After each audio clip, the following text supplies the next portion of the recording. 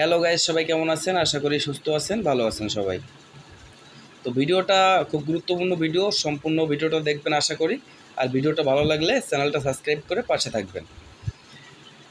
এটা হচ্ছে 32 ইঞ্চি একটা এলইডি টিভির একটা মাদারবোর্ড।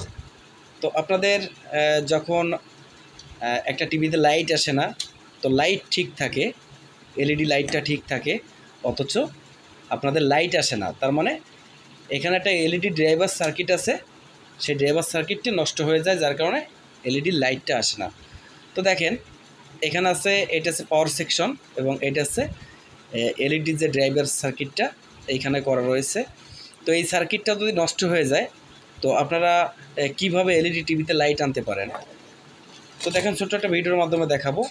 তো বাজারে দেখেন এই ধরনের সার্কিট কিনতে পাওয়া যায়, ইনভার্টার সার্কিট। তো এই ইনভার্টার সার্কিটটা খুব কম রেটে আপনারা পেয়ে যাবেন। তো ইনভার্টার সার্কিটটা প্রথমত আপনি 12 ভোল্টের কানেকশনটা করবেন। তো 12 ভোল্টের কানেকশনটা আপনারা কোথায় খুঁজে পাবেন? এখানে দেখেন, এখানে কিন্তু 12 ভোল্টের একটা কানেকশন আছে। নেগেটিভ পজিটিভ সুন্দরভাবে 12 ভোল্টের কানেকশনে দিয়ে দিবেন। দেওয়ার পরে এখানে দিবেন লাইটের কানেকশন, এখানে দেবেন লাইটের কানেকশন, এখানে দিয়ে দেবেন। এবং দেখেন, এখানে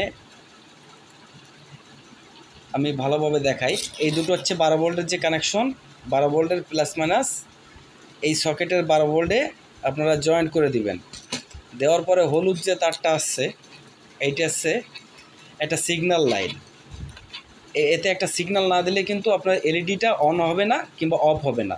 তো সিগন্যালটাতে কোথায় দিবেন?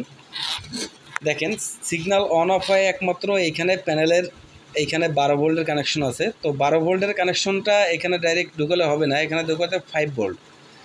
তো এখানে আপনি অনকে একটা রেজিস্ট্যান্স দিয়ে, এখান থেকে এই নিচে দিয়ে একটা অনকে রেজিস্ট্যান্স দিয়ে এটাতে আপনি কানেকশন করতে পারেন।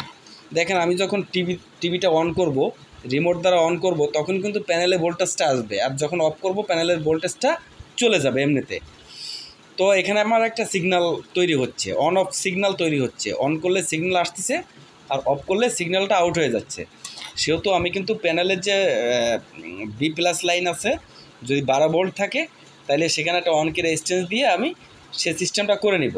আর যদি 5 ভোল্টের প্যানেল হয় তাহলে তো এখানে সরাসরি লাগিয়ে দিলে হচ্ছে।